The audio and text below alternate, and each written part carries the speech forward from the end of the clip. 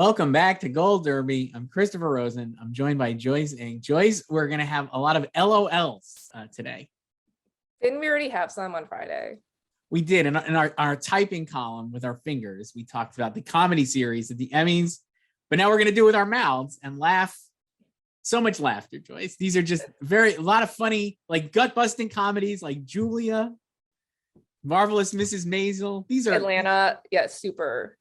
Just rolling on the floor laughing. So a lot of comedies now, I would say, are comedies in name with a little like ha and fun. Definitely enjoyable, more enjoyable than like a heavy drama like we would see.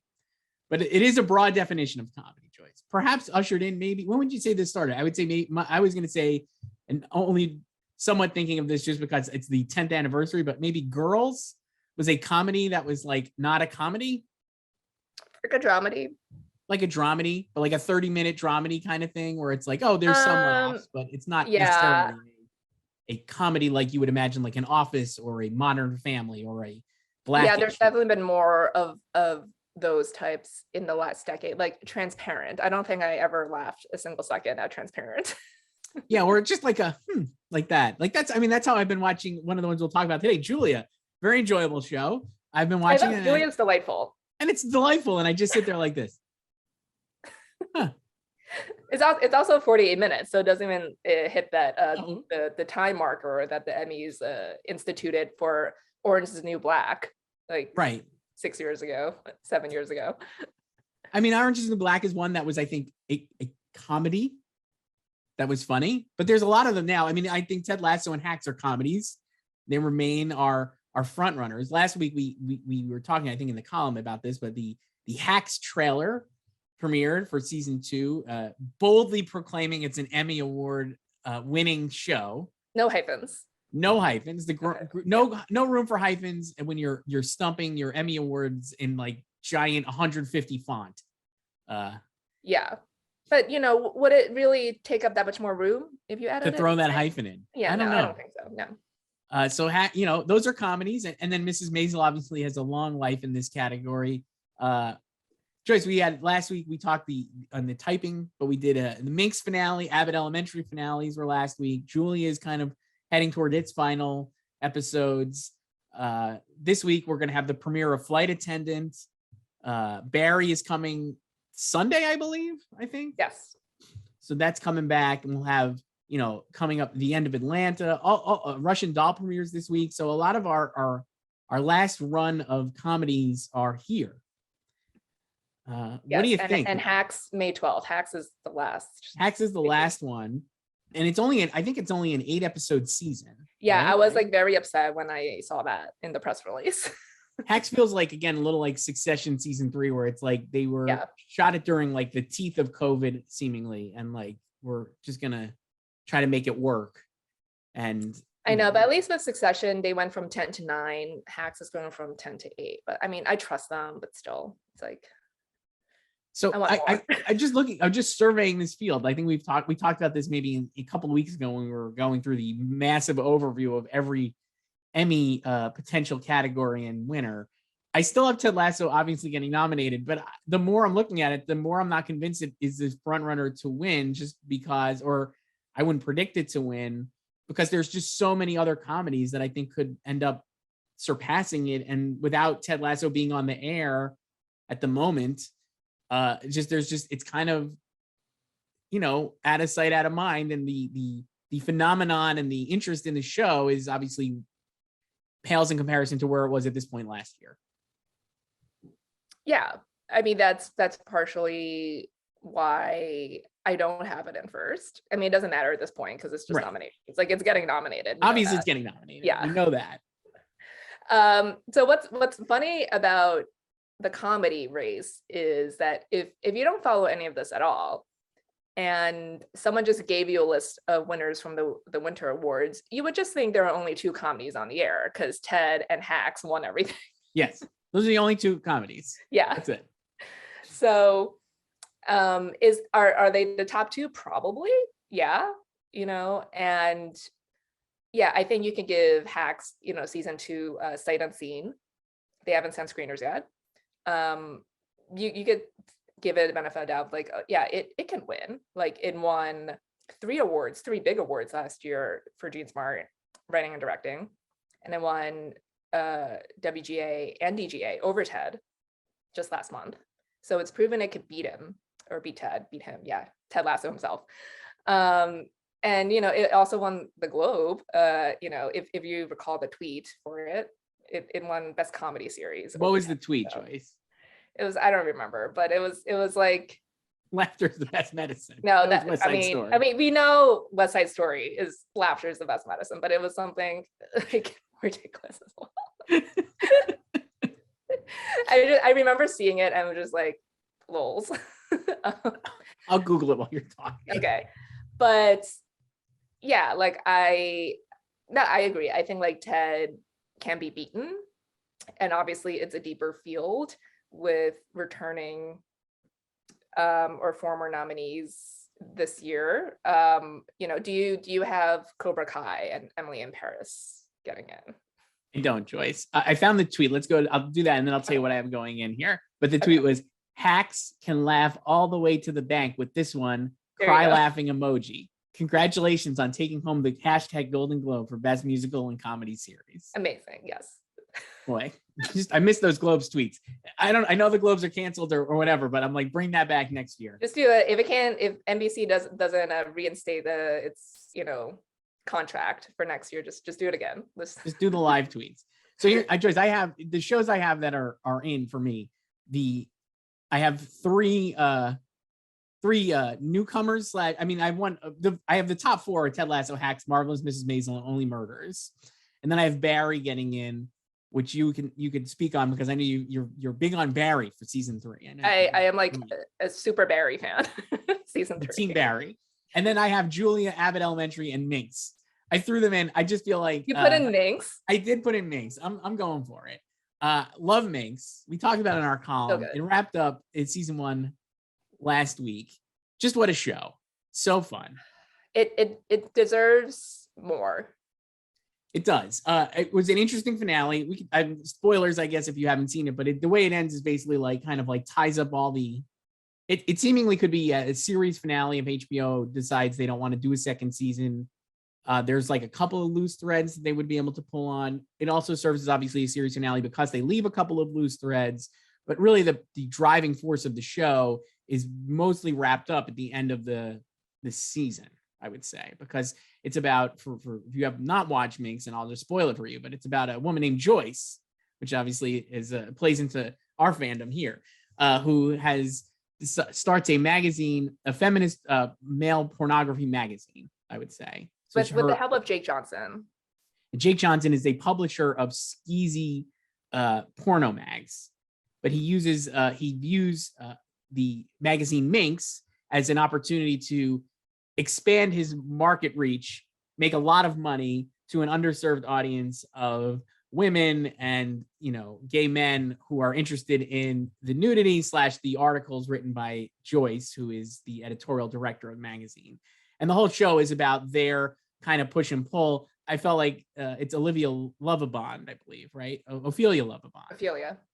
Who plays Joyce. And her and Jake have a relationship that I would compare to like Don Draper and Peggy from Mad Men. Yes. Mm-hmm. Because Jake is very much, that's what the money is for. And multiple times he actually does seemingly say that's what the money is for when they're arguing, because she's viewing it strictly as a business opportunity. And while he is fair-minded in some of his tactics, like in one of the episodes, he fights with a mob teamster about like diversity at the workplace, not because he's necessarily woke, but because he views like any good idea can come from anybody. And like, there's just more opportunity. His assistant. Right. Who's Black woman who he ends up having like a romantic relationship, Adari Victor, who I love on that show. I actually think I have her in too, just as a Hail Mary. No. Yeah, they have incredible chemistry, she and Jake. So it's incredible. So he's like the, Don Drapery, like I would say like Gen X driving force of like, that's what the money's for. And she is much more like she's like an idealist. And yes, that's the word. Yeah. And so she is like, you're really trying to like use her magazine to promote feminist viewpoints that are not in the mainstream discourse. And so it plays out basically that they have this push and pull relationship. They kind of both need each other. And then by the very end, she kind of doesn't need him. He cedes the magazine back to her. So she can be so she has spoiler alert, like full editorial control now. She owns the rights basically. So yeah, like the finale, it could double as a series ender if it doesn't continue. I hope it does. But it's also like a launch pad for season 2 because they can really do whatever they want now. But Right. like as I said in our column last week, like I love the show because it covers so much ground in such a little time. Also a short season. It's only 10 episodes, but 30 minutes. And that finale is the type of finale you would get like mid-run, right? When like, you know, she and her publisher fight over editorial control and then she wins the rights. Yeah. Like that's like a season 3 finale. Yeah, it was. It reminded, I mean, it's literally like the Mad Men one where they split off from Sterling Cooper and like they're in another wing. Yeah, it really does burn through a lot of plot. I would say I love the show. It's very funny. I'm a huge Jake Johnson fan, Joyce. I love Jake Johnson. He should have been nominated for New Girl. So obviously he should have been nominated for New Girl. I'll give you brief, just a humble brag, I guess. I've interviewed Jake Johnson like 4 or 5 times. I interviewed him once at South by Southwest for Safety Not Guaranteed. It's a movie I still enjoy. Colin Trevorrow directed it.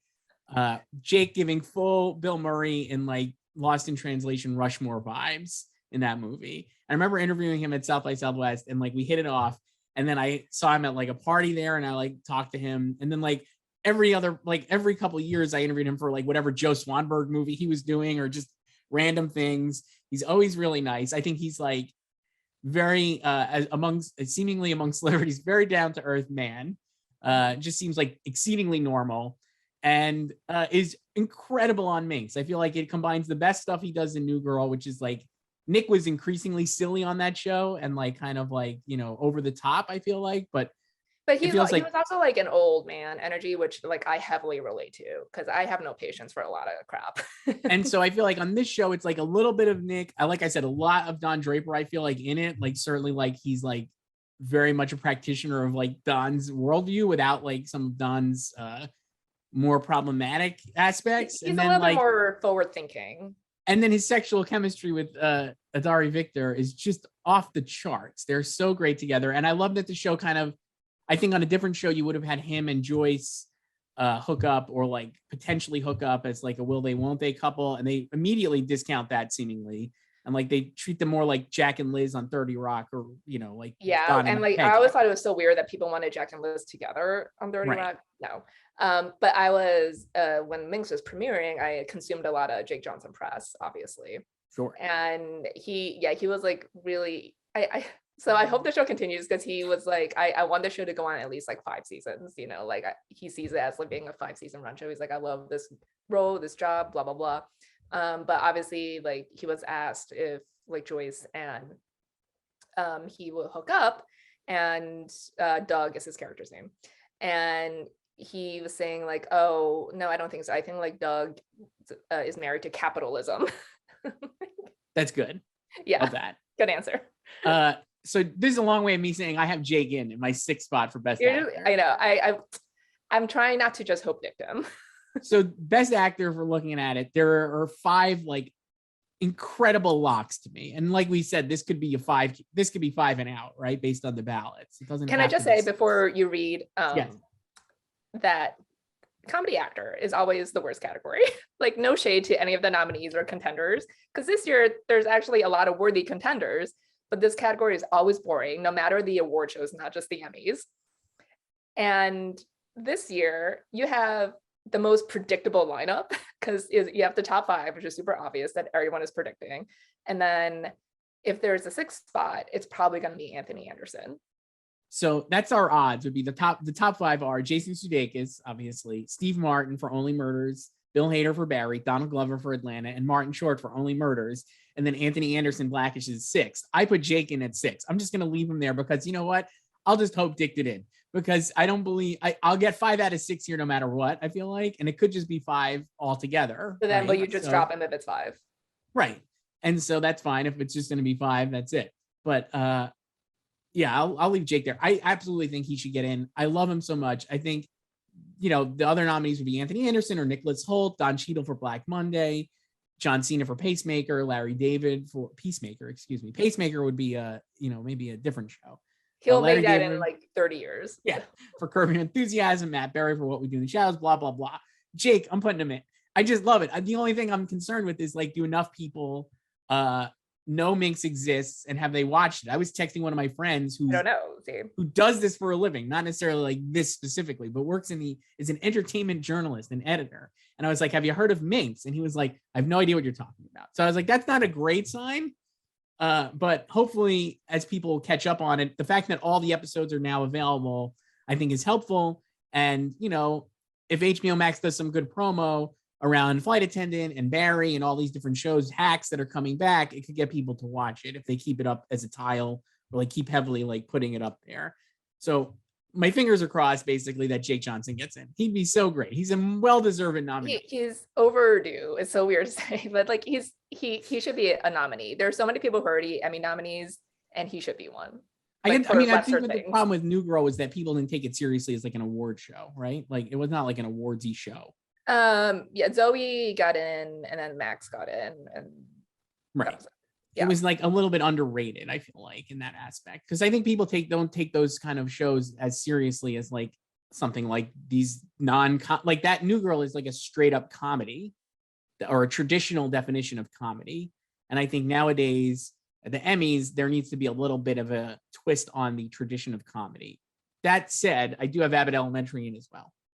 Still. I have Abbott in. So I have Hacks, Ted, Barry, Only Murders in the Building, Maisel, Atlanta, Flight Attendant, and Abbott Elementary. So you don't have Julia. I don't have Julia. No, I don't have room for Julia. I mean, I don't have room for like Russian Doll either. Like, you don't have a Netflix show, do you? I have no Netflix show. I don't have a Netflix show. I know this. So I mean, I've thought about actually dropping Atlanta for something else. I dropped Atlanta. I did drop Atlanta for Minx. I just feel like that's a show that has come back, and we kind of talked about this. This third season has been seemingly incredibly critically acclaimed, but has not seemingly broken through in the general discourse. I don't see as much about it as I do Abbott Elementary or even like Julia or Barry, frankly. It does seem like it's kind of existing in the fans of the fans of Atlanta have been like incredibly psyched about Atlanta, but it's not as generally percolating as like the previous seasons. It's also different this season because they've had a lot of episodes without the main cast. Yes. So that's I did drop taste. And we know they're not super in love with it. It feels like a show they respect more than love, because remember, it got blanked at the main ceremony the last time it competed, which was 4 years ago now. So it's been away the longest as well, because these other ones like Barry and Maisel, it's only been 3 years. So you have Flight Attendant? I do, yes, I have Flight Attendant. You've watched the screeners. I have not. I like living through it with the plebes, Joyce, the audience. I just, there's too much TV, so I just burn through the screeners, and then it all gets jumbled in my head. I'm like, what episode is this week? But yeah, I watched. They sent 6, so I've seen all 6. So you have it in. You think it's going to make it back in? I think it's also helped by the fact that it's a former nominee and it's like familiar like for them, and I think we talked about, I don't know if it was like on the record, but like, we were kind of just waiting to see how season 2 would be, because this could have just worked as a limited series. Yes.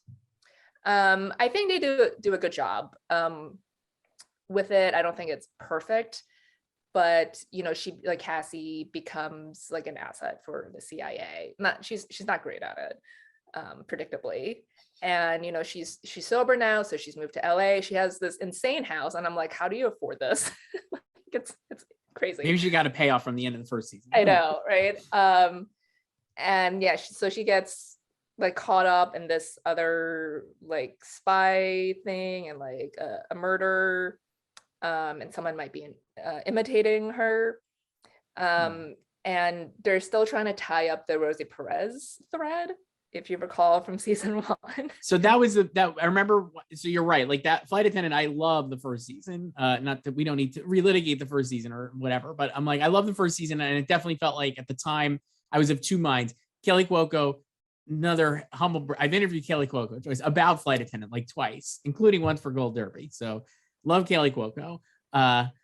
And she was so enthusiastic about the show, and it was such a big deal for her to have it be a hit and to actually get it through to a second season, because she produced it and it was like her first, post like Big Bang Theory opportunity, and like kind of like really leveling her up into a different, trying to put her on the Reese Witherspoon path, like where she's going to be doing. Well, she's talked about how when she was just like, when she was leaving or Big Bang was ending, her team was telling her, what do you want to do next? Maybe like option a book. And she was just on Amazon and she saw the log line for the Flight Attendant and book. like the cover. And then she called her team, was like, can we get the rights to this? Like, does Reese Witherspoon have this already? So like that's her, like she had like a very specific plan, and also is amazing on the show. Like I love Kelly Cuoco on the show, and I feel like if it wasn't for Jean Smart being just a juggernaut, I think you could have easily made a case for her winning last year. Yeah, I feel so bad for her because she was blocked at the Winter Awards by Catherine O'Hara. Yep. And then it seemed like the Emmy was hers, and then Jean came along. And So, I don't know if she'll win anything for this role now. I don't know.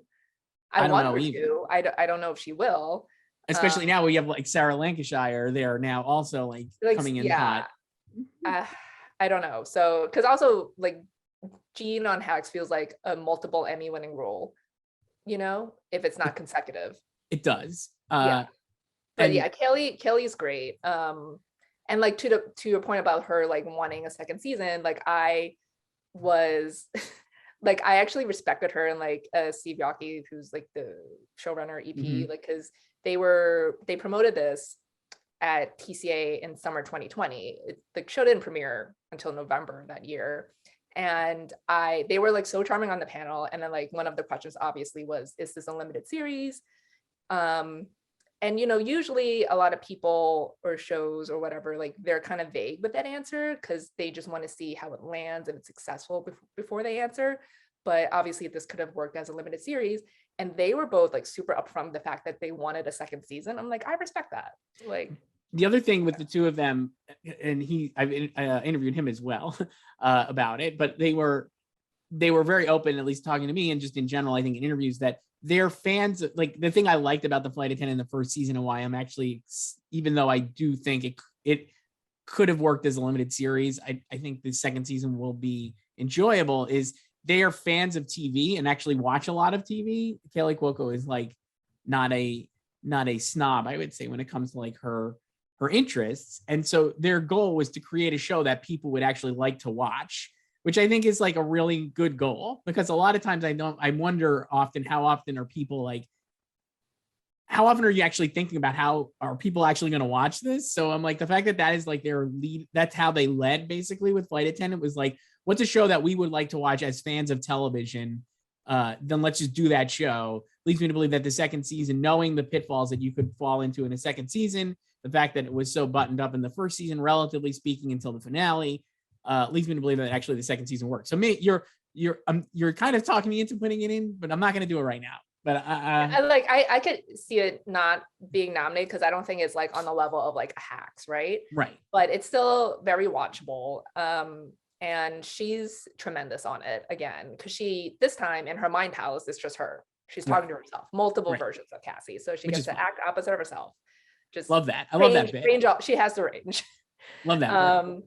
And yeah, I would say just like, I would have been fine if they just kind of like wrapped up the Rosie thing like off screen, like with like a throwaway line or something. But they try to wrap it up like on screen, and there could still be more in the last two episodes, but there's like the fourth episode, I think it's like devoted to her basically. Okay. And yeah, but Kaylee is still good, and she obviously a very messy character, makes a lot of poor decisions, so I think that could still be irritating to people if you're irritated by that in the first season.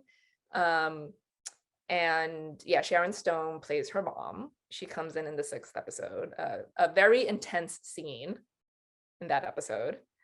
So she could be guest because it's only 8 episodes.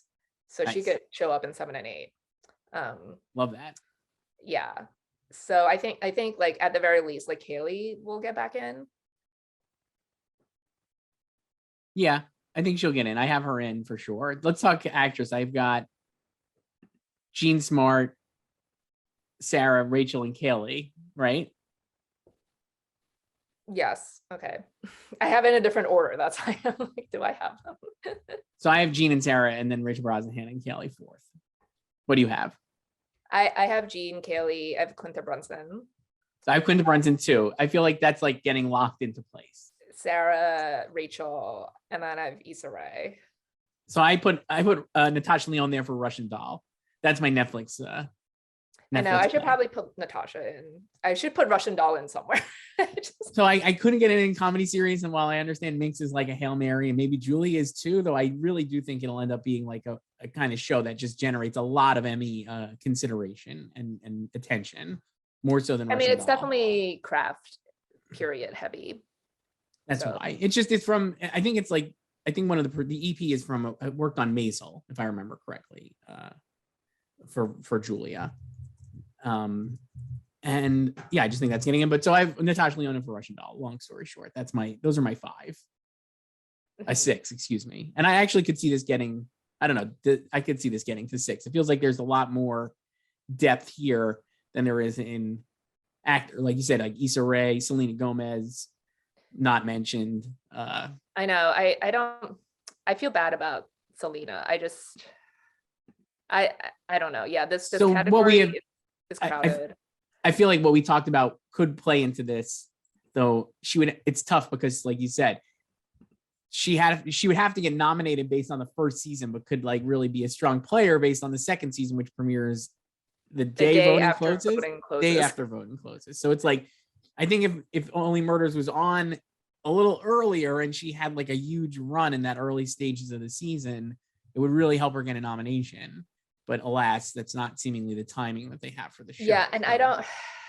So she obviously didn't get the SAG nomination. Right. And I don't even think it's like it's less. You could probably say, oh, like bias or whatever, blah blah blah. But like Zendaya freaking won. I think maybe her issue might be that a lot of these contenders here are from shows in which they are the star, right? Or at least like part of like a two-hander like Jean and Hannah Einbinder, whereas Selena, she's part like she, Martin Short and Steve Martin are the leads, and you could say that the Steve and Martin they have more focus in the first season. You could category she's like the straight man really to them. Yeah, you could category for her into supporting, and she probably have a better shot. But alas, supporting Joyce. Why don't we do supporting Joyce over here? And I have 8 here again.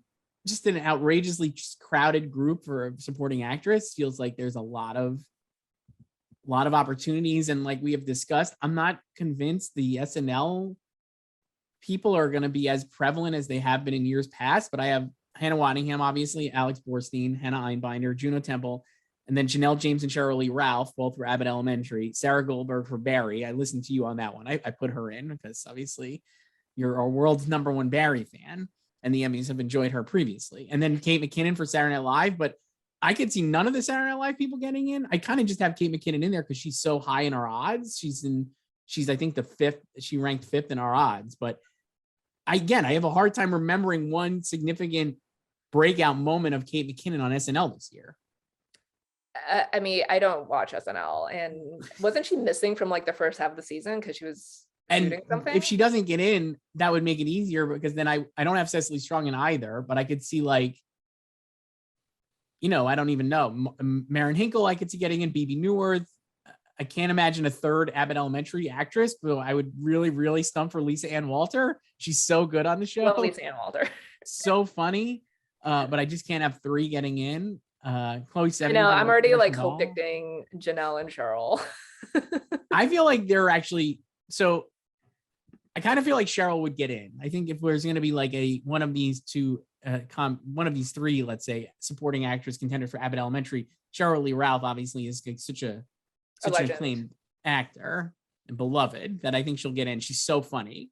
But man, Janelle James, again, just killing it every week. She's so funny. And I think if people enjoy that show and are watching that show, they're going to just be extremely won over by her. And I understand she doesn't have the name recognition, but I guess I kind of think of it a little like last year with like Hannah Einbinder for Hacks. I think at this point, or like even midway through the first season, it was like a kind of like a wing and a prayer prediction on her. Like it was like, oh, she's really good on it. And I remember we talked about it even then. And it was like, well, she shares all her scenes with Gene and she's not getting blown off the screen. So she's going to have to get in. She's also like a co-lead.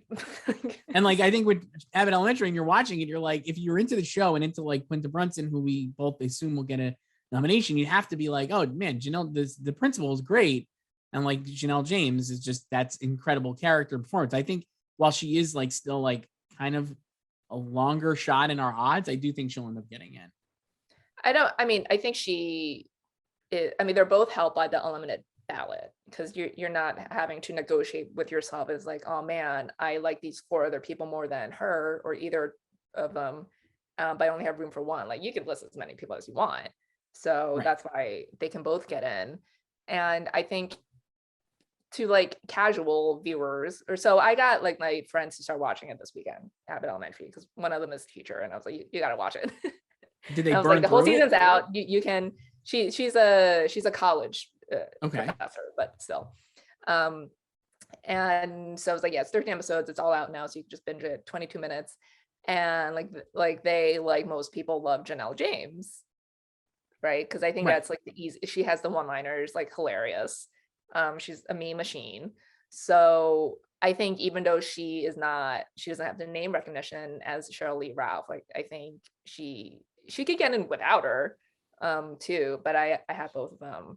And this category, I only have one SNL, so I only have Kate for SNL.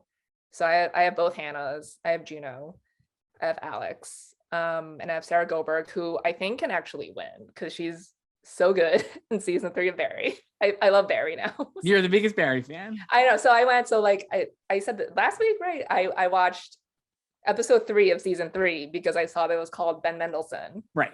And then I went back and I watched other screeners. So the order I watched them in was 3, 1, 2, 4, 5, 6. Great. Really good at this. But season 3 is really good. And Sarah, Sally, she basically gets like a TV show, and it's just a lot of funny stuff, especially if you like us know about like this industry, like not just like TV production, but just like online journalism and streaming services, like just incredible skewering of things related to all those things I just said. I love that. She has a great speech moment, some great scenes with Bill Hader. And like, I think Bill Hader can win again. I put him in first in February. I've kept him there and not going to move him. Wow. Joyce, as someone, what would you say to somebody watching this who's like, I'm on the fence about watching Barry because I haven't watched it previously. I don't remember what happened. What do you think? Can people just jump in? I think you can. I mean, you could probably just like read the Wikipedia, right? Yeah, I think you might get lost on the like the mafia stuff. Okay. But like the other stuff is pretty easy to follow with, you know, like Barry having killed Janice. So like Gene just found out, you know, from the season 2 finale from 3 years ago. So, you know, he's pissed at him. And the season is like a lot about forgiveness and what it means and stuff. And yeah, still it's very dark, but still a lot of like super funny moments. The 6th episode, the last 10 minutes, I watched it 4 times, including this morning again. Wow. I was like rolling on the floor, and it's directed by Bill Hader, and I would totally support a directing nomination for him. Wow. It's just, yeah, it's really good. And some unrevealed guest stars. HBO wants everyone to keep a tight lip on that one. Like it was like a list of names like no one can reveal. but some great guest stars. And yeah, and also there was like one moment when I was just, this is so dumb, but it was one scene and I was just like, man, Bill is a really good actor. Like, breaking He's news, good. guys. He's great. Do you have, so while we're on the subject of Barry, for supporting actor, it could support probably 2 nominations. Do you have both? I still have all 3 of them in. You have all three of them in Stephen there Root in also. February. I still have them. Yeah. Wow. So who are your supporting actor nominees? Henry Winkler, Anthony Carrigan, Stephen Root, Brett Goldstein. So I have 1 Ted guy and 3 Barry guys. Tony Shalhoub, Bowen Yang, David Hyde Pierce, and our guy Ben Schwartz. I haven't changed this lineup in 2 months. Wow. So I have almost all of those same guys, but I have Nick Mohammed still for Ted. Instead of, let me see. I took out I have, I don't have Stephen Root. That's the difference. Yeah, I mean, I could see another Ted guy getting in. I don't. So you have Nick, even though everyone hated his arc. That's why I have him in, because I actually think it's a great performance. He has to like really go dark. And I just think people didn't hate the arc because of the performance. They hated the arc because they hate the character's turn. I thought that was like, I think that's worthwhile, but I guess we'll see. Yeah, I mean, that's fair. I mean, that means I left out Brian Tyree Henry and like Kenan Thompson. Kenan, again, just a numbers kind of loss, because again, I don't really think there's a lot of breakthroughs on SNL, but Bowen, I feel like, is the one SNL performer who I see still kind of like rating a little. I don't know though. Yeah, I don't know. I feel like he needs another iceberg moment. I think this past weekend he might have been the Easter Bunny, I believe. But it's no iceberg. It's no iceberg, but let me see. Yeah, he was the Easter Bunny. I mean, it's kind of memorable. Yeah, I mean, I'm obviously hoping Ben, so I don't really think he can get in, but he's great on that. Well, if we both are hope dicting him, maybe it'll pay off. Ben Schwartz is so good on the after party. I was a little upset because again, another show that I just think needed more attention. It kind of like, I don't know if it'll surge again, but I like, we were previously like the supporting actors category. I was like, there are like a lot of, I would love to see like a, I don't know, like Alana Glazer's really good on the show, or Zoe Chow could be good on the show. I don't know, as a nominee, but I just don't think they're gonna pop, unfortunately. I almost feel like, with all the buzz for Apple, like post Coda and like with Severance now, that maybe the after party premiered too early, because it premiered in January. Right. So I don't know, maybe it'd be different if it premiered now. Right. That's the problem. But it's a great show. Great show. So Ben Schwartz we have in. No, what's Brian Tyree Henry I have out, just because, again, not convinced the Atlanta is as sticky this season as previously, and like you said, like the main cast is not in every episode, so that's kind of I think I only have Donald in among the actors, because I also dropped Zazie Beetz recently. Yep. But yeah, I don't know. I mean, I wouldn't be surprised if Brian or Zazie got in. No, I wouldn't be surprised. I just don't have them in.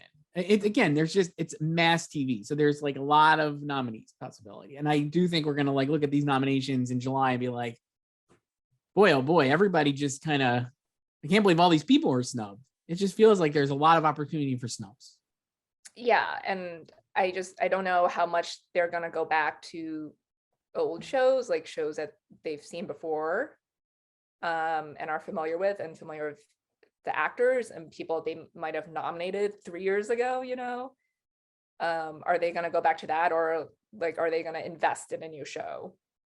So I was wondering that too, and that's another, and I not to harp on Atlanta, but and just based on what you're saying about Barry, which I have not seen yet, but it sounds like Barry season 3 is continuing the tradition of what Barry season 1 and 2 were like, and so like I think people, I would say this is like anecdotal or whatever. I mean, this is my theory, would be that people would watch Barry season 3 and be like, I remember really loving the show, and it's exactly what I remember. And Atlanta, because I think this third season is so slightly different, more avant-garde than the second season and the first season. I think people are going to maybe be, this is not what I remember the show, or this is not what I liked about the show, or whatever it is. And that's going to hurt it overall from a comfort standpoint, and allow for one of these newer shows that are more straightforward or down the middle, like a Julia or Abbott Elementary or whatever it is, to get in. And that's what that's my thinking. That's also why I think maybe Russian Doll as a series is possibly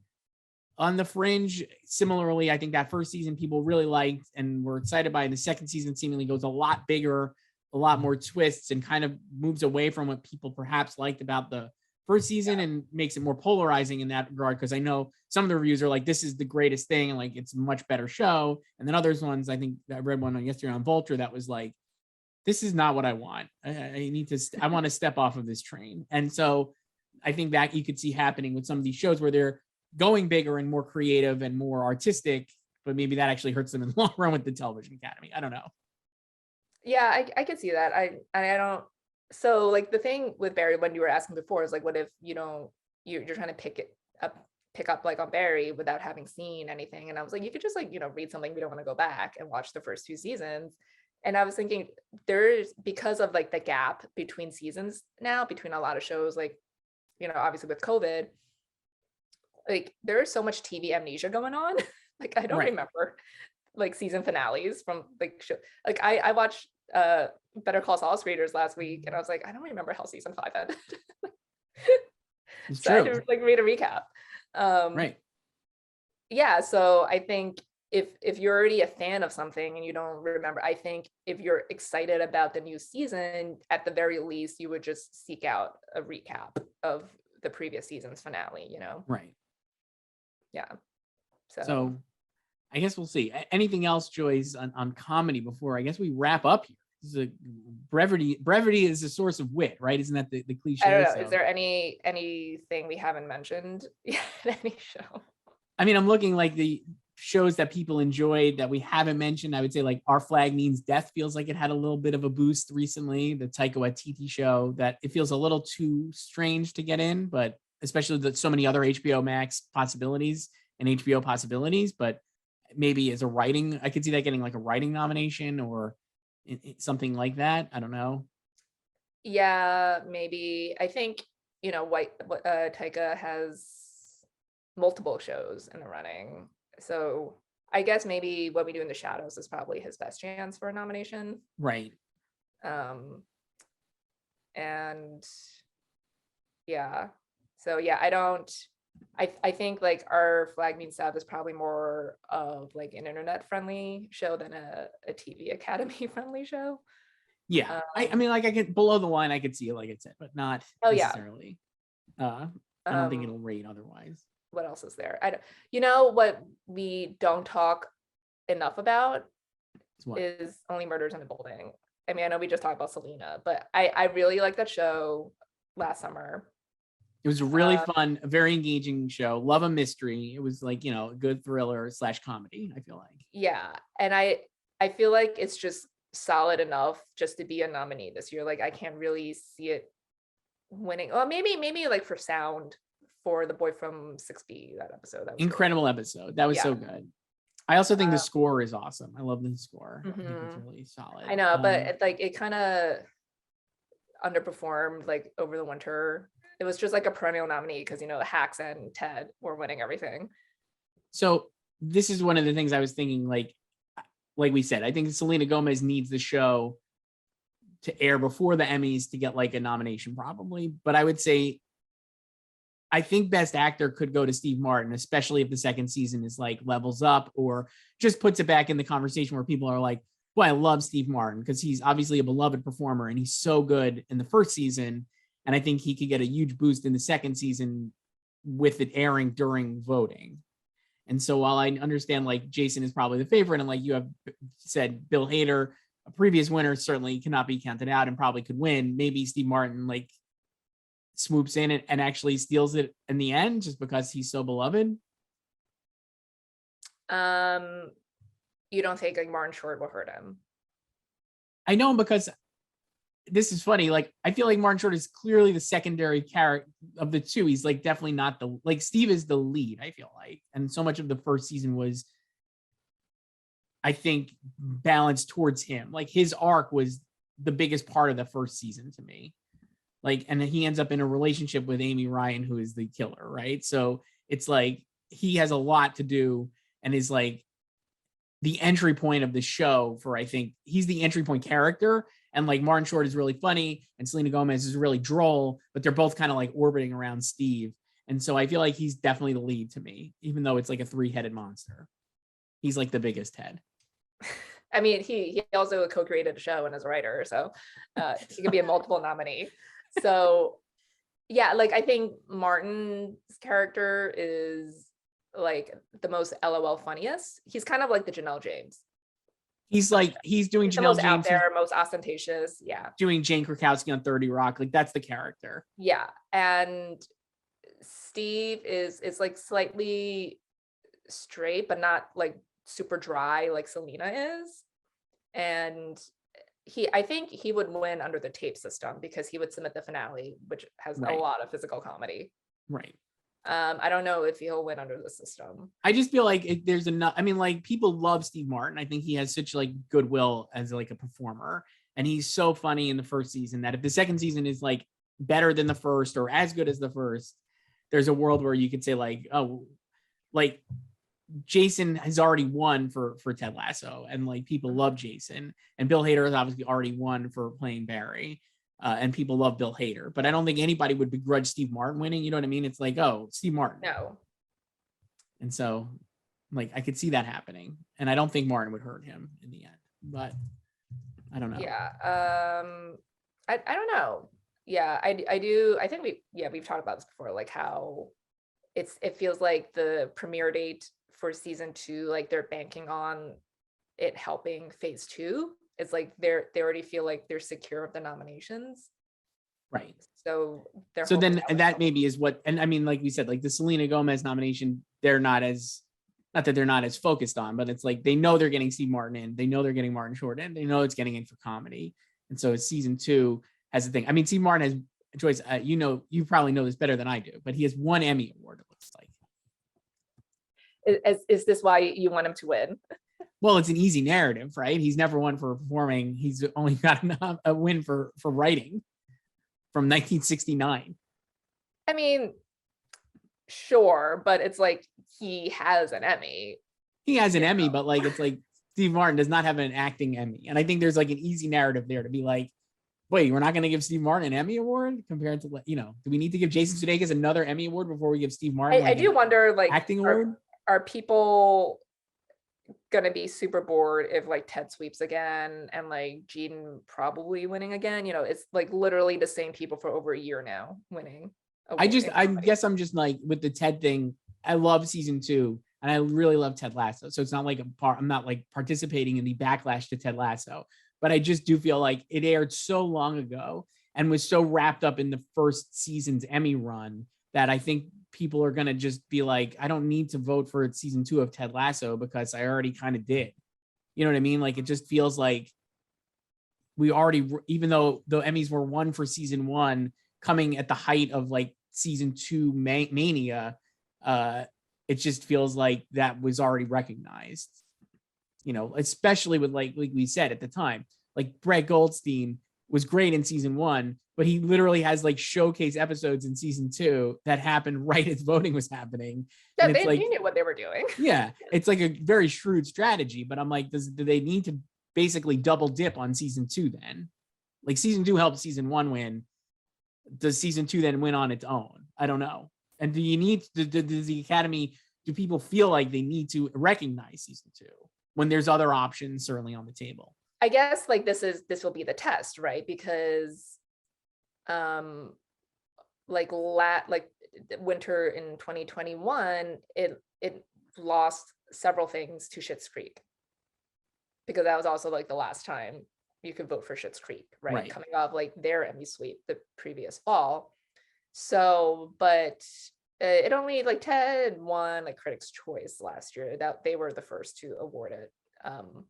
And then the Emmys were really the first ones to kind of give it like a lot of stuff. And then like this past winter, more of these groups were like, no Schitt's Creek around. So we could give you more awards like outside of Jason. Right. Basically.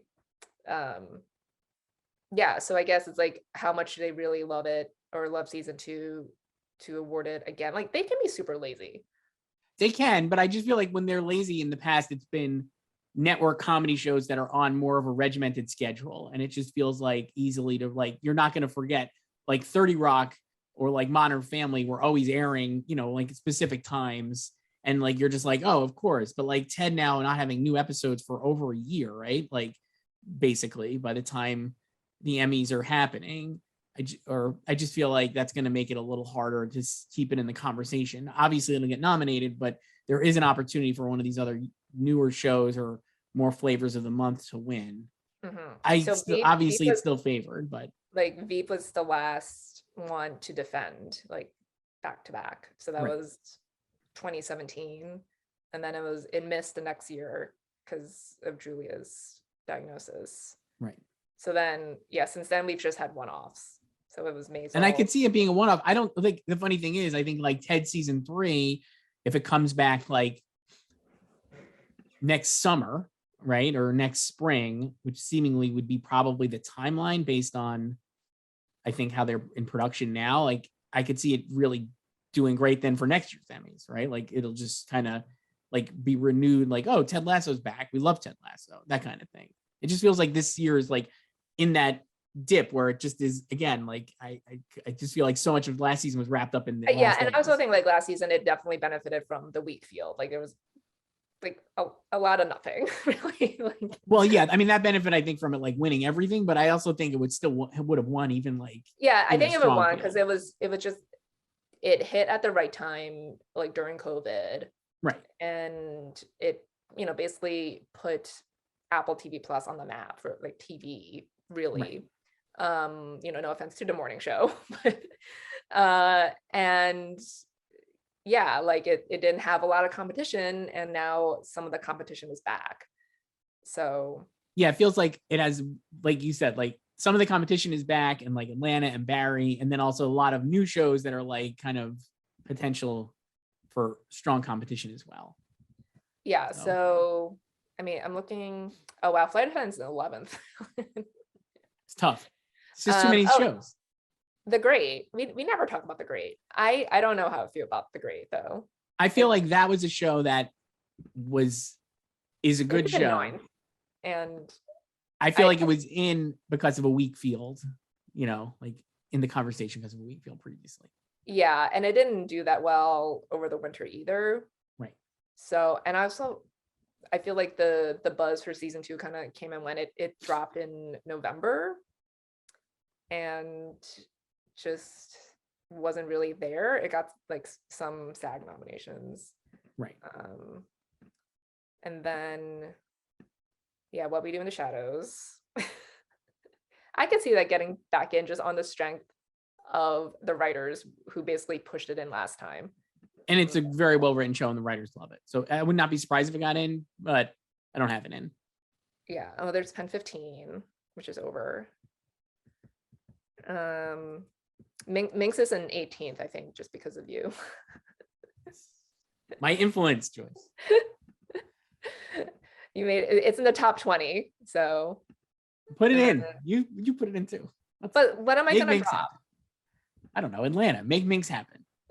Hashtag make Minx happen. Is that what we're going with now? That's what I'm going with. Yeah, make Minx happen. Are we running the Minx campaign? No, we could. Call me, but no, we're not. I really like the show. That's all. It is. I know. I hope it gets renewed, and even if it doesn't get any Emmy nominations. Me too. Joyce, I think we could wrap it up here. I wanted to say we're going to be back on later this week. We're recording this on Tuesday with our latest Oscars playback, which is going to be Titanic. You've already prepared for. I have not prepared at all. I already watched the whole ceremony. I am hyped to talk about Titanic Oscars. It is going to be a treat. Oh boy. I'll probably watch that tomorrow night. Clearly one of the best Oscars. Tokyo Vice instead of Titanic. You finished Tokyo Vice. I'll start Tokyo Vice. No, clearly one of my favorite Oscars. That is a fantastic year for movies. I think we'll have a lot to talk about when we do. So I'm excited for that one, Joyce. Yes, that'll be we'll be the king and queen of the world. Yes, it's amazing. Yeah, and then we'll do a moment of silence for the Titanic sinking. We should have done this last week because it was 110th. We screwed up. We should have done it last week because the sinking was last week. I know, but I think it's a great juxtaposition going from Independence Day to Titanic. Joyce, this is so much fun. I'll talk to you later. Bye.